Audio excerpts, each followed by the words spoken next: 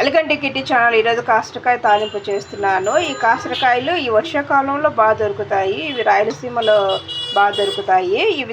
ఇట్లా ఉన్న తొటాలను ముందుండేవి వెనుకుండేవి తుంచుకోవాలి. తొటాలు తుంచుకొని వీటిని నీళ్ళల్లో బాగా నానబెట్టుకొని 2 సార్లు కడుక్కోవాలి మట్టి అంతా పోయేంత వరకు.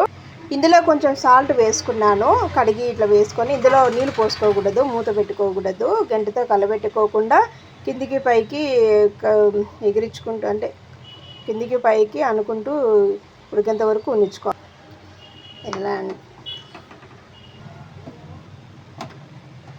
ఇలా అనుకుంటూ మనము ఉడికించుకోవాలి. గంటతో కలబెట్టుకుంటే ఇవి తొనిగిపోతాయి. సిమ్లోనే ఉడికించుకోవాలి. ఇవ్వండి కాకరకాయల నీళ్ళు వేయకోకుండా ఇలా ఉడకబెట్టుకున్నాను. ఇప్పుడు తాలింపు పెట్టుకోవాలి. 1 టేబుల్ స్పూన్ ఆయిల్ వేసుకొని ఎండుమిర్చి, కరివేపాకు, ఇలా పొడుగుగా తరుగుకున్న ఆనియన్ వేసుకోవాలి. వేయించుకోవాలి. ఇలా ఉడకబెట్టుకొని ఆరబెట్టుకుంటే 1 నెలంత వరకు నిల్వ ఉంటాయి ఇవి.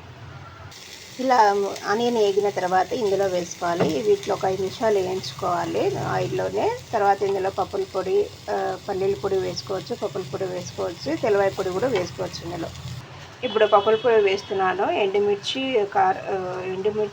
సాల్ట్ తీసుకొని గ్రైండ్ చేసుకున్న తర్వాత ఎండు కొబ్బరి పప్పులు వేసుకొని వెల్లుల్లి రెబ్బలు వేసుకొని ఇలా మెత్తగా పొడి వేసుకోవాలి. ఈ పొడిని వేసుకోవాలి ఇందులో. ఇదిగోండి పొడి వేసుకున్నాను. కాకరకాయల తాలింపు రెడీ. ఇది సంగట్లోకి, జొన్న రొట్టెలోకి, రాగి రొట్టెలోకి బాగుంటుంది.